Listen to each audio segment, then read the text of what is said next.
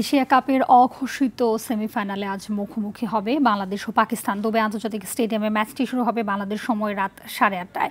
ফাইনালে যাওয়ার জন্য ম্যাচটিতে জয়ের বিকল্প নেই টাইগারদের, তবে এই ম্যাচেও শঙ্কা রয়েছে লিটন দাসকে দলে পাওয়া নিয়ে। বিস্তারিত রাফি আমিনের রিপোর্টে।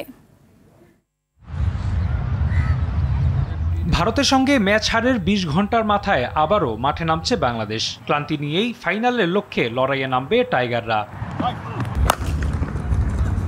সুপার ফোরের ম্যাচে ভারতের বিপক্ষে সম্ভাবনা জাগিয়েও হেরেছে বাংলাদেশ। তবে হতাশা নয়, ম্যাচটি থেকে শিক্ষা নিতে চান জাকের আলী।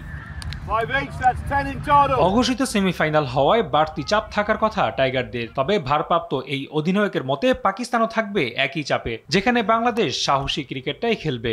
আমরা যখন শ্রীলঙ্কার সাথে হারলাম তখনও আমি বললাম যে আমরা স্টিল চ্যাম্পিয়ন হওয়ার জন্যই আসছি, তো ওদের জন্য যা আমাদের জন্য তা, আমরা ওই রকম ব্রেভনেস নিয়ে খেলবো ইনশাল্লাহ, এবং ফাইনালে ওঠার জন্যই, চ্যাম্পিয়ন হওয়ার জন্যই খেলবো। ভারতের বিপক্ষে একাধিক পরিবর্তন নিয়ে নেমেছিল বাংলাদেশ। লিটন ইনজুরির কারণে ছিটকে যান, ফেরেন পারভেজ ইমন, সাইফুদ্দিনরা।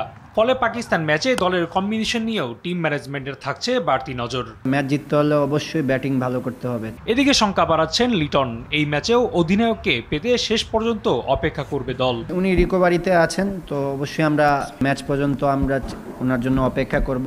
যেটা বললেন যে যেহেতু একটু ইনজুরি আছে, তো অবশ্যই উনি শেষ পর্যন্ত চেষ্টা করবে। টি-20তে পাকিস্তানের বিপক্ষে 20 পরাজয়ের বিপরীতে বাংলাদেশের জয় কেবল 5টি। সবশেষ সিরিজে 2-1 ব্যবধানে জেতে টাইগাররা। এছাড়া চলতি বছরে দলটির কাছে হোয়াইট ওয়াশের স্মৃতিও আছে টাইগারদের। রাফি আমিন, RTV।